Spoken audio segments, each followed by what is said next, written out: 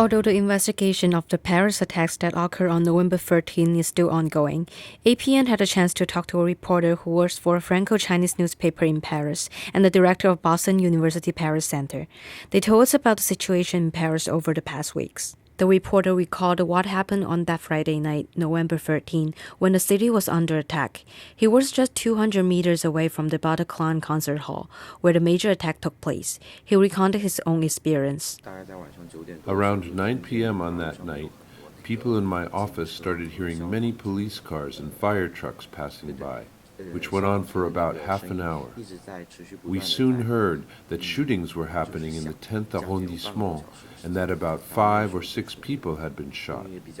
Only later did we find out about the other attacks, like the suicide bombing at the Stade de France, where the French president was watching a football game. When I went out to investigate, at first it seemed like a pretty normal Friday night, with people drinking outside and not many realizing what had taken place.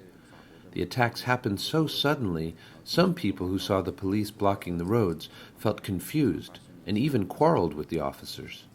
The atmosphere was intense. I was stuck in my office all night because both ways heading out were blocked by police barricades and public transportation was suspended. It was about midnight when I heard that the terrorists in Bataclan were shot dead. So the whole thing had been going on for about 3 or 4 hours. I left my office at 6 a.m. on the following morning, and the barricades were still up. Renee Pombriand, the director of Boston University's Paris Center, also shared her personal reactions to this event. What's the situation like in France right now? Well, it's kind of like feeling hungover or kind of like someone hit you over the head. You're kind of dizzy and you don't really, it happened all so fast and it was all so horrible that you just try to wake up from it all and then you realize, wow, it really is true what happened. You see a lot more military, a lot more police. You hear a lot of sirens, a lot of people checking bags when you go into public places.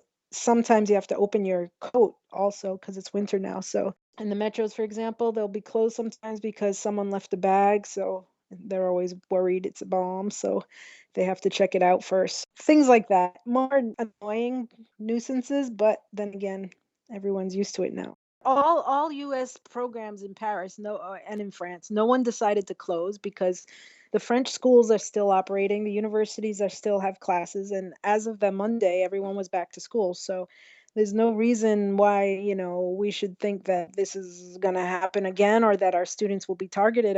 But we continue to run our classes and our internships. And next semester, the good news is that for the moment, no one's dropped out and no one in other programs either. So that's all good. Gerard Araud, France's ambassador to the United States, sent out a message to all French citizens resident in the U.S. He says, in this difficult period of our history, the support expressed for our home country is a valuable source of comfort. President Obama declared strongly in the hours following the attacks that the United States is on our side in the fight against extremism and terrorism. Such messages remind us of the string of friendships that unites both of our peoples. Please look for the extended version of this interview and a blog post on the Paris attacks on our website. For All Intern Public News, I'm Kawala Xie.